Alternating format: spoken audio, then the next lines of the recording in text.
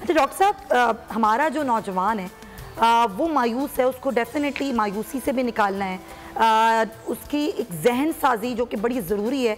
जब भी जवाद ने बात की कि एक पॉजिटिविटी का मैसेज, एक तो ये ज़ाहिर है हमारा भी फ़र्ज़ है कि मीडिया का भी एक किरदार है बड़ा आम, फिर हमारा, आपका, हम सब का, वो हम कैसे कर सकते हैं, मुल्क में इस डिवीज़न को कैसे ख़त्म कर सकते हैं, फिर नौजवानों की मायूसी को ख़त्म करना है, वो जो मायूस हो गया है हालात से, उसको हम कैसे निकालें।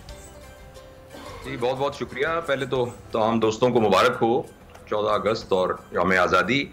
देखिए, हम हमेशा ब्लेम करते हैं यूथ को और ये कहते हैं कि जी यूथ इस तरह हो गई है। यूथ, मेरा ये ख्याल है कि ये बेचारे इनोसेंट विक्टिम्स हैं उस जनरेशन के जो मेरी जनरेशन थी और मुझसे मुत्तसिल एक पहले और पीछे वाली जनरेशन थी। हमारी जनरेशन ने एक्चुअली, और ये सारा काम है पिछले 30-40 साल में हुआ, जैसे जवाद साहब ने भी कह रहे थे। इस दौरान में हमारे यहाँ कुछ ऐसा हुआ है कि हमारे नौजवानों के लिए ना तो कोई तरबियत का निज़ाम हुआ है, और हर शोबे के अंदर जो लोग बज़ाहिर ऊपर नजर आए हैं वो बहुत बुरे रोल मॉडल थे।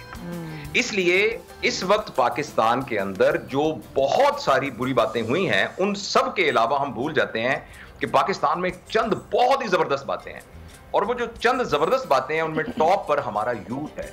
दुनिया का ये शायद वाहिद मुल्क है जिसकी अक्सरियत आबादी यंग लोगों पर है। अब मसला ये है, पिछले दिनों ट्रेन का हादसा हुआ था सिंध के अंदर, तो आप हैरान होंगे कि ब्लड बैंक बिल्कुल ओवरस्टफ हो गए, इतना ब्लड नौजवानों ने दिया और सब वॉलंटियर थे। अच्छा, मगर मसला यह है कि पूरे मुआशरे में 90-95% लोग जो होते हैं ट्रेंड फॉलोअर होते हैं, 5-10% लोग होते हैं जो उनको गाइड करते हैं। फॉर्चुनेटली हमारे यहाँ 30-40 साल के अंदर, खास तौर पर ये 30-40 साल के पीरियड के दौरान एक बहुत बुरी रवायत बनी है। उस रवायत में जो ऊपर के 5-6 पावर स्ट्रक्चर, देखिए जहां हमें उम्मीद की बातें करनी है ना, वहां हमें रियलिस्टिक होके भी डिजीज को डायग्नोज करना है। देखिए, जो हमारे ऊपर के 5-6 पावर स्ट्रक्चर्स हैं ना, जिनके अंदर एस्टेब्लिशमेंट है, जिसके अंदर पॉलिटिशियंस हैं, जिसके अंदर ब्यूरोक्रेसी है, जिसके अंदर यानी हमारे जुडिशरी है, और आप लोग हैं मीडिया, ये 5-6 लोग हैं, जो 5-6 ग्रुप्स हैं जो कि एक्चुअली हेल्थ ऑफ अफेयर के अंदर हैं।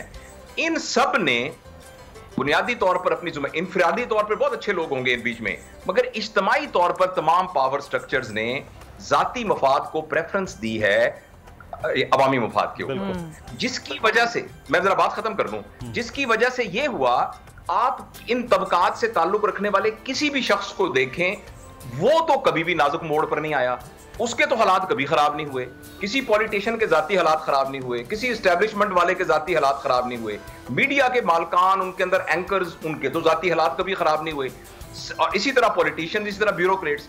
अगर हालात खराब हुए तो वो पाकिस्तान के हालात खराब हुए, पाकिस्तान नाजुक मोड़ में रहा, और जो हम लोग जो रोल मॉडल थे, हम सारों के अपने अपने टावर्स बन गए। तो इसलिए करने की अब जरूरत यह है कि मैं बस 1 मिनट और लूंगा, करने की जरूरत यह है कि ये जो ऊपर के बुजुर्ग हैं सारे, इन सब के सामने हाथ जोड़ा जाए, जो मेरी नस्ल के एज के लोग हैं, कि भाई खुदा के लिए अब अपनी जिम्मेदारी को पहचानिए, जैसे कि जवाद साहब ने कहा था।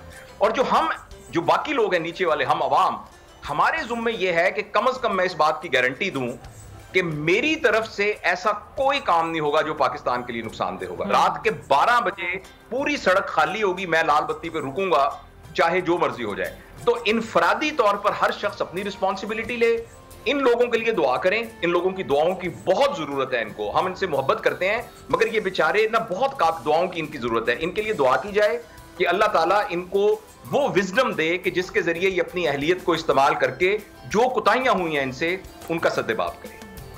बहुत जबरदस्त डॉक्टर बात की है, इनफरादी तौर पर भी और इज्तिमाई तौर पर भी। तारीख का अमीन,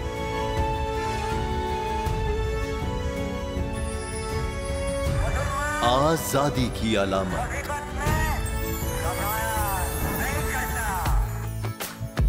हुस्न का आईनादार, फिक्रो नजरिए की अक्कास, सरफराजी का गवाह, यानी हम सबका निगहबान पाकिस्तान।